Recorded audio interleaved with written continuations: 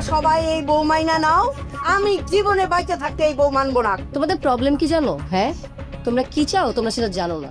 পারিবারিক গল্পের এক ধারাবাহিক নাটক, যা গত কয়েক মাসে যেমন হাসিয়েছে দর্শক, তেমনি ব্যথার পাল্লাও করেছে ভারী। আপনি ওকে যা তো বলতে পারবেন না, কেন পারবো না? কারণ সে আমার বিবাহিত স্ত্রী। দীর্ঘ 7 মাস পর অবশেষে শেষ হতে চলেছে নাটক এটা আমাদেরই গল্প।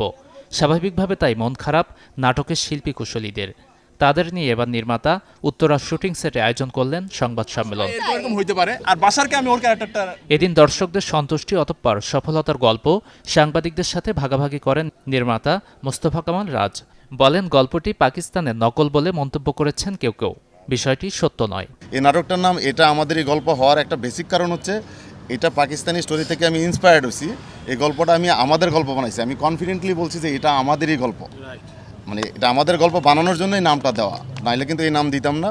এখানে প্রতিটা চরিত্র আমার সৃষ্টি করা, প্রতিটা চরিত্রের সংলাপ আমার সৃষ্টি করা, প্রতিটা চরিত্রের সম্পর্ক আমার সৃষ্টি করা, যেখান থেকে ইন্সপায়ার্ড হওয়া। ওদের সাথে সম্পর্কগুলো মিল নাই, যারা ওইটা দেখছেন তারা মিলাইতে পারবেন। হ্যাঁ, ওইখান থেকে আমার কনসেপ্ট নয়, এটা অস্বীকার করার কিছু না, আমি নিজে লিখে দিছি।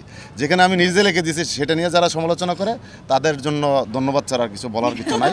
এই নাটকে অভিনয় জীবনে এতটাই তৃপ্তি এনে দিয়েছে যে অভিনয় ছাড়লেও আফসোস থাকবে না বলে মন্তব্য করেন কেয়া পায়েল। অন্যদের মুখেও তৃপ্তির হাসি। আমি যদি কোনোদিন মিডিয়াতে নাও থাকি, মানে আমি যদি এখনও চিন্তা করি যে আমি আর কখনো কাজ করব না, বাট আমার আফসোস থাকবে না যে আমি ভালো কিছু করতে পারিনি, কারণ এই কাজটি আমাকে আসলেই ওই জায়গাতে নিয়ে গেছে। এবং একটা জিনিস খুবই ভালো লাগে যে কেয়া পায়েলের বাইরে মানুষ আমাকে মেহরিন বলে ডাকে। এমনও হয় যে আমাকে চিনে না, বাট মেহরিনকে চিনে, যে হ্যাঁ আমি কেয়া পায়েলকে চিনি না, মেহরিনকে চিনি। সো এটা আমার জন্য আসলে অনেক বড় একটা পাওয়া। এটা আমাদেরই গল্প নাটকে অভিনয় করে মজার মজার ঘটনার মুখোমুখি হয়েছেন শিল্পীরা। তেমনটা জানালেন অভিনেত্রী মনিরা আক্তার মিঠু। সম্প্রতি গিয়েছিলাম একেবারে পাঁচগাঁও বর্ডারের কাছে। ওখানে উপজাতি অনেকে থাকে, চাকমা থাকে, মারমা থাকে, গারোরা থাকে। তারা যে বলে যে তোমাদের একটা নাটক দেখেছি, তোমাদের নাটক এটা আমাদেরই গল্প, নাটক নাটক নাটক। মানে আমি অবাক হয়ে গেলাম যে ওখানে পর্যন্ত মানুষরা এটা আমাদেরই গল্প দেখছে। আর সবচাইতে বেশি আনন্দের যে সব শ্রেণীর মানুষের কাছে এটা আমাদেরই গল্প তুমুল জনপ্রিয়।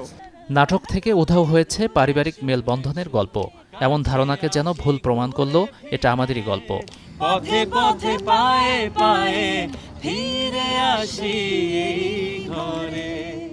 Desk report, channel 24। গল্প এটাই আমাদেরই গল্প।